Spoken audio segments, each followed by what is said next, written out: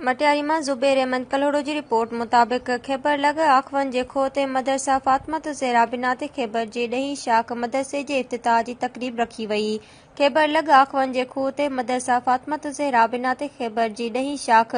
मदरसे जी इफ़्तिताही तक़रीब में rice आखवन Javed Akhtar Siddiqui, rice आखवन Abdul Latif Siddiqui, जिन जी रहनुमाई में उलमा इकरामन जी शिरकत, मुफ्ती खालिद अहमद मेमून हाला, मुफ्ती अहमद खैबर, फ़ातिमत ज़हरा बिनात खैबर, दारुल फलाह ट्रस्ट कराची मेंबर्स तारिक अहमद, फैज़ान शमसी, ज़ीशान ऐं खैबर फ़ातिमत ज़हरा बिनात खैबर मां मौलवी रजब नू पोटो, मौलवी मोहम्मद यासीन शऊक, मौलवी अब्दुल गफ़ार खैबर जन मौजूद हुआ।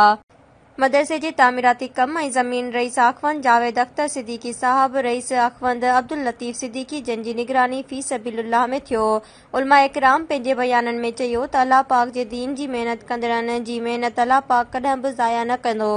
आखवंद जावेद सिद्दीकी अख्तर ऐं आखवंद अब्दुल लतीफ़ सिद्दीकी जी कोशिश सां मदरसे जी ज़मीन ऐं तरक़ियाती कम करण लाइ पंहिंजी बारगाह में क़बूल करे ऐं हिन इलाइक़े जे वस वारनि खे बि आखवंद ख़ानदान जे नक्शे क़दम ते हलणु घुरिजे, दीन जी महिनत ऐं नेक कमनि में अॻिपराई करणु घुरिजे।